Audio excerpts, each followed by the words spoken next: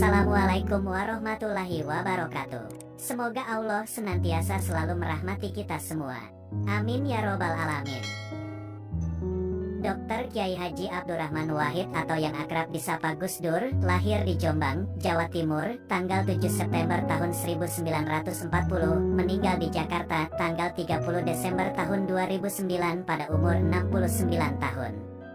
Adalah tokoh muslim Indonesia dan pemimpin politik yang menjadi Presiden Indonesia yang keempat dari tahun 1999 hingga 2001. Selain sebagai Presiden Republik Indonesia keempat, Gus Dur juga adalah ulama besar dan juga seorang waliullah. Sebagai seorang wali, pastinya beriring dengan karomah. Berikut akan dikisahkan beberapa kisah karomah Gus Dur yang dikutip dari berbagai sumber. Berikut kisahnya. Kisah karomah pertama. Pada pertengahan 1999, kelompok Forum Demokrasi, Fordem, mengadakan rapat untuk mengganti Gus Dur yang saat itu memimpin Fordem. Anggota Fordem mengeluh karena Gus Dur dianggap lupa dengan Fordem dan lebih mementingkan partainya. Akan tetapi sebelum diminta mundur, Gus Dur terlebih dahulu menyatakan mundur karena telah mendapat isyarat akan hal itu.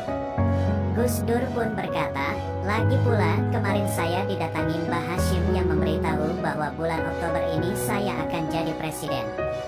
Jadi saya tidak bisa terus di Fordem." Ungkapannya ini sempat mengundang tawa yang mendengarnya. Meski ada yang menganggap serius ungkapan Gus Dur ini, namun tak sedikit pula yang menganggap ini sudah tidak normal.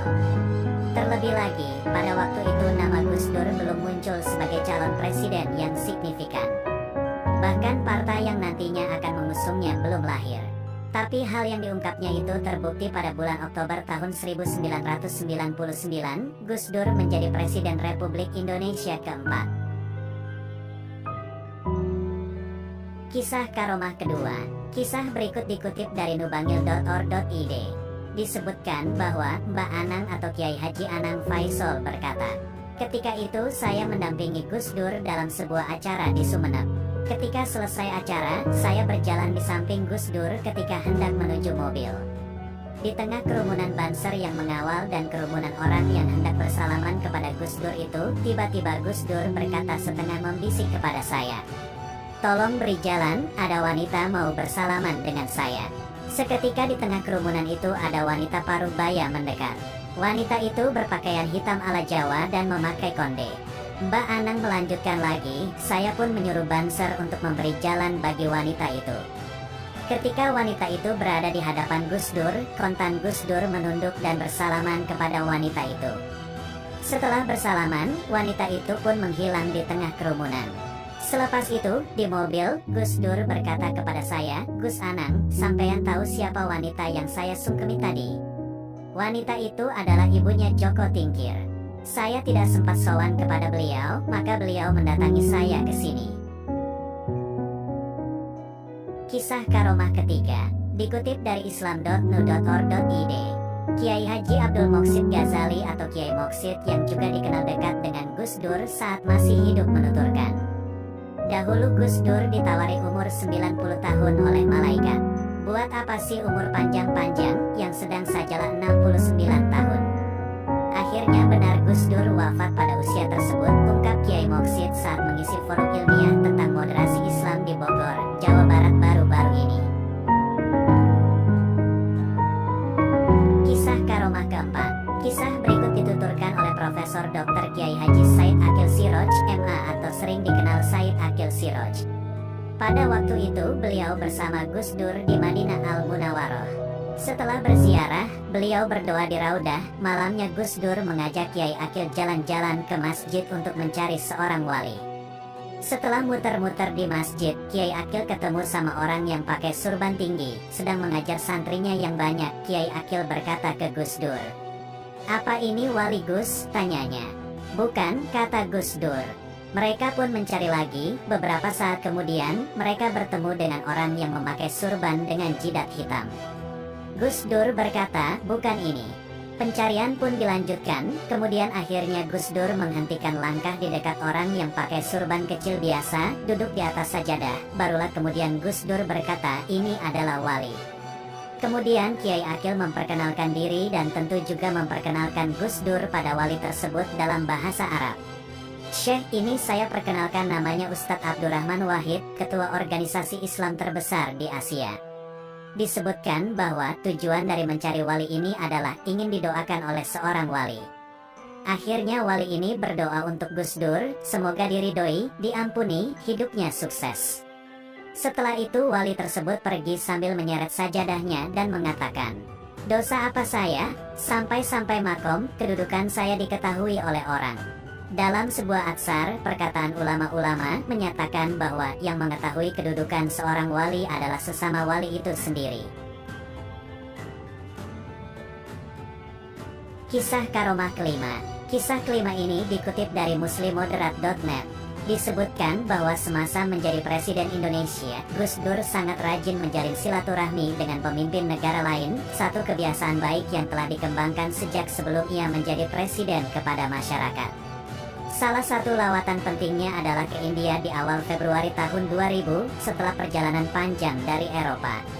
Di negeri yang dialiri Sungai Gangga ini, Gus Dur bertemu dengan Perdana Menteri Atal Bihari Vajpayee dan Sonia Gandhi dan menerima gelar Doktor Honoris Causa dari Universitas Jawaharlal Nehru.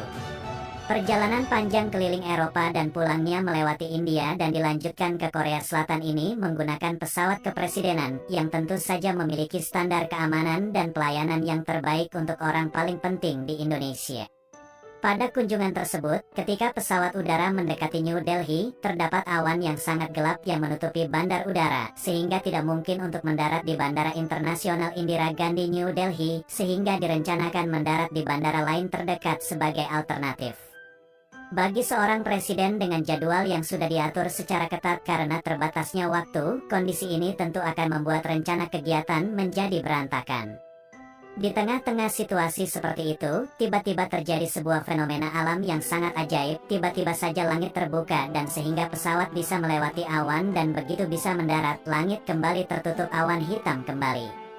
Kisah ini disampaikan oleh pilot pesawat kepresidenan yang sedang bertugas kepada adik Gus Dur, Umar Wahid, yang merasa takjub dengan kejadian tersebut.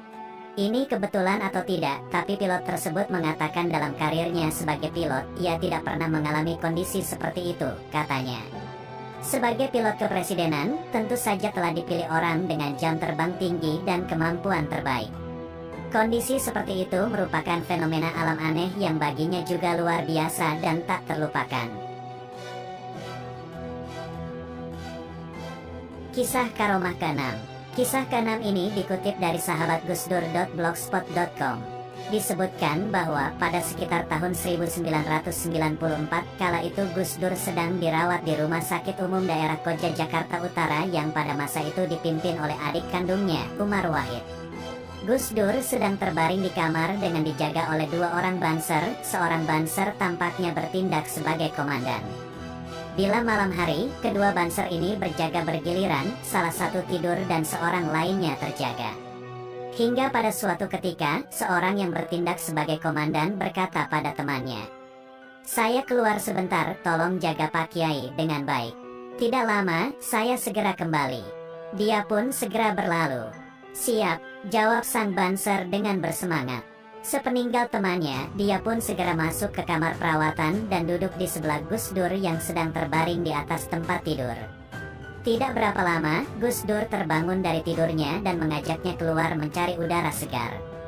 Dengan tertatih Gus Dur mengajaknya berziarah ke makam Habib Hussein Al-Hadar di dekat pintu Pelabuhan Indonesia, Pelindo. Letak makam tersebut hanya berjarak sekitar 400 meter di seberang jalan raya pelabuhan di depan Rumah Sakit Koja. Sang banser pun dengan setia mengikuti Gus Dur yang berjalan tertatih-tatih. Seusai berziarah dan memanjatkan doa, sang banser pun mengiringkan Gus Dur untuk kembali ke kamarnya. Setelah Gus Dur kembali beristirahat dan tidur, dia pun keluar ruangan. Namun alangkah kagetnya ketika dia keluar ruangan. Dia mendapati temannya yang tadi keluar sedang menunggunya dengan muka masam, laksana komandan yang menunggu laporan kekalahan dari bawahannya. Dengan menghardik, sang banser yang berlaku sebagai komandan ini berkata, "Dari mana saja kamu, disuruh jaga kok malah keluyuran seenaknya?" Dengan gelagapan sang banser menjawab, "Siap dan dari mengantar Pak Kiai berziarah." Jangan buat alasan yang aneh-aneh. Saya hanya pergi sebentar, lalu kembali. Dari tadi saya lihat Pak Kiai tidur di dalam.